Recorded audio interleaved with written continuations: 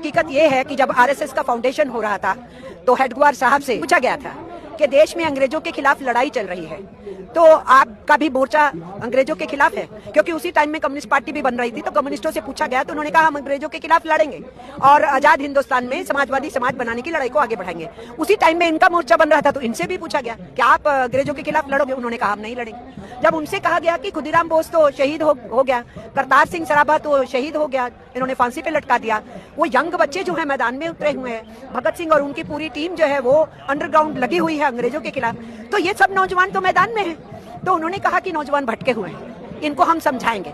फिर उनसे पूछा गया कि आपके प्रेरणा स्रोत क्या है, तो उन्होंने कहा हिटलर और मुसोलिनी।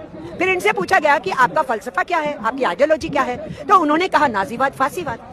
कहा ही नहीं, इन्होंने मुंजे को भेजा था इटली, जो मुसोलिनी से मिलके आए थे, जो वहां से सीख के आए थे संगठन कैसे चलाना है, और जो उनकी ड्रेस थी ना वो यहाँ इंट्रोड्यूस की गई थी, काली टोपी, सफेद शर्ट, खाकी निकर, जिसको अब निकर को इन्होंने पेंट में बदला है। तो इनकी सोच नाजीवादी फांसीवादी रही है, ये हमारा इल्जाम नहीं है, ये इनके गुरु का कमिटमेंट है। उन्होंने कहा ये हमारी सोच है, हमारा इल्जाम नहीं है कि तुम हिटलर के चेले हो, मुसोलिनी के चेले हो। उनके गुरु ने कहा कि उनकी इंस्पिरेशन वही थे।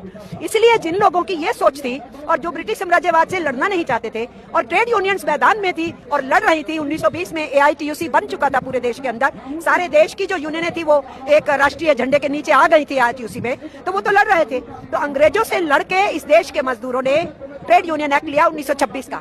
1922 में हमने हासिल किया, अपने खदानों में काम करने वाले, खनिजों में काम करने वाले माइन एक्ट उनके लिए हासिल किया।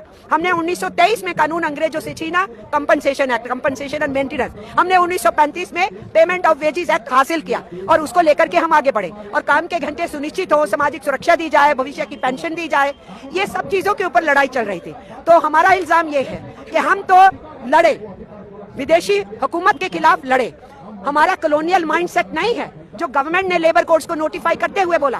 कॉलोनियल माइंडसेट इस गवर्नमेंट का है जो हमें ब्रिटिश राज के उस दौर में, भयानक दौर में फेंक रहे हैं, जहां 16 घंटे, 17 घंटे, 18 घंटे मजदूर काम करता